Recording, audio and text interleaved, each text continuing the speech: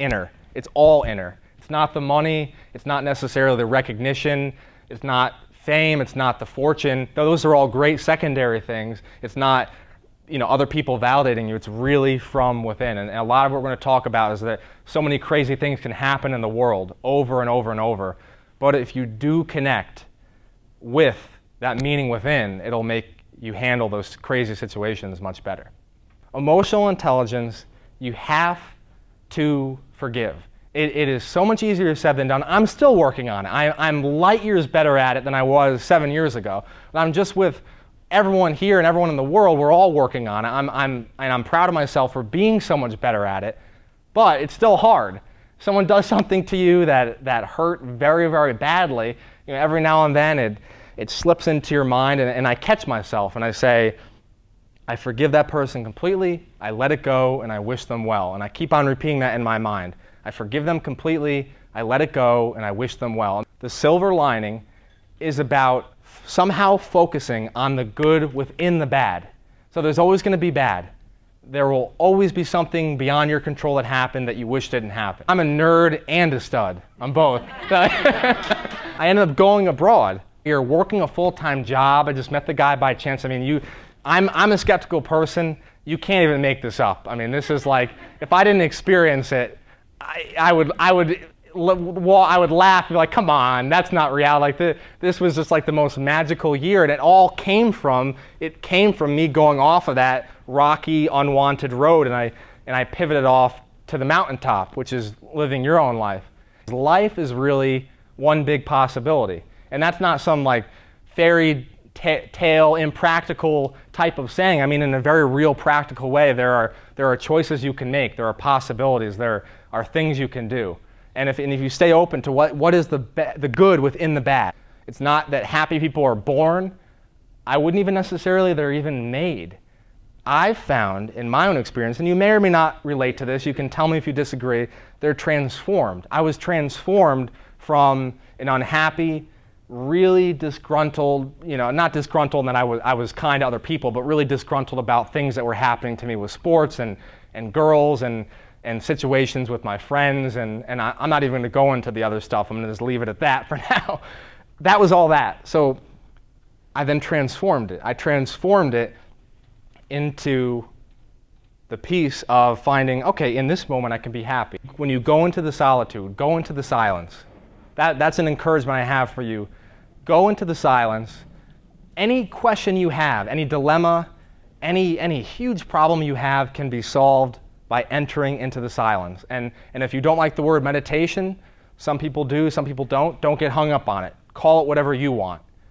Go into the silence and find your own answer. That is absolutely essential. I just said, really in one line, I can boil down 27 interviews, thousands of conversations, lots of ups and downs to really one sentence. What you focus on expands. Direct your focus. Remember what we said earlier, the mind will tend to be all over the place. It'll tend to focus on the negatives, and it will tend to really look at the bad. That's the tendency of the mind. It's not your fault. But you have more control than you may initially realize. And you can intentionally direct your focus by waking up being grateful. That's one thing that has worked for me, so I'm just sharing that. And what you focus on is going to actually affect how you manage your time, your productivity. What you focus on expands. I just take my energy and my focus and channel it like right in the middle of these chairs to one thing at a time. That's a huge tip I have for you within the paradigm of the focus is single handling. And single handling will lead to increased happiness because you're going to be more productive. I thrived on being busy. So it wasn't about the external, it was about making the choice from within. So make your choice from within, regardless of what even friends, family members, colleagues, coworkers, acquaintances say, make the choice from within. Simplifying your life. This is a huge part of being happy, huge. Start with decluttering your life. This made a big difference for me, so I'm just sharing something that worked for me. It may or may not resonate with you. Declutter your life because the outer is a reflection of the inner. So if there's something going wrong in your outer life, there's something off in your inner life. And then specifically even within your home, within your workplace, within your car, your general life. If it's disorganized in a way where you're not feeling fully effective, you need to declutter. Get rid of things you don't really use anymore. If you're not reinventing yourself every 9 to 15 months, life is passing you by. Now, it doesn't mean you're not changing who you are. You're still you, and you're still staying true to your core values. But I'm talking about reinvention in terms of, have different interests. Pursue, it's okay to have multiple passions. I hear a lot of people say, no, you're only allowed to have one passion. Now I mentioned, I want to tie this together. I mentioned earlier, you can only do one thing at a time, but you can have multiple passions. The one thing may funnel down to lots of different things. If you're traveling, that might funnel into writing, to speaking, to coaching, etc.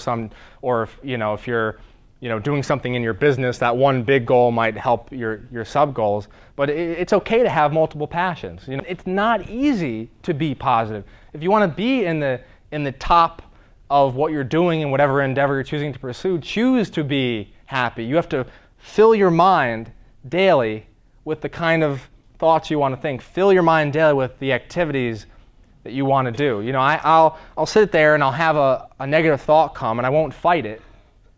I won't fight the thought, but I'll replace it. Like, I'll have a note card and I'll write down a replacing thought. And I'm sharing this because that default negative mode acts as a filter. It acts as a filter to the world that will stop you from being joyful, from being yourself. And that's where everything else comes in that I talked about. The emotional intelligence, which is a building block for then having healthy habits. And then when you have healthy habits like meditating, reflecting, reducing your intake of negative influences, then you can start focusing on what you really want to focus on. So take 100% responsibility for all aspects of your life. Financial, emotional, family, work, all of those areas, they're all more under your control than you realize. You're not responsible for other people's actions. You are responsible for how you respond to them. And then within that paradigm of finding your answers from within, remember, the most powerful answer of all is that happiness really is a choice.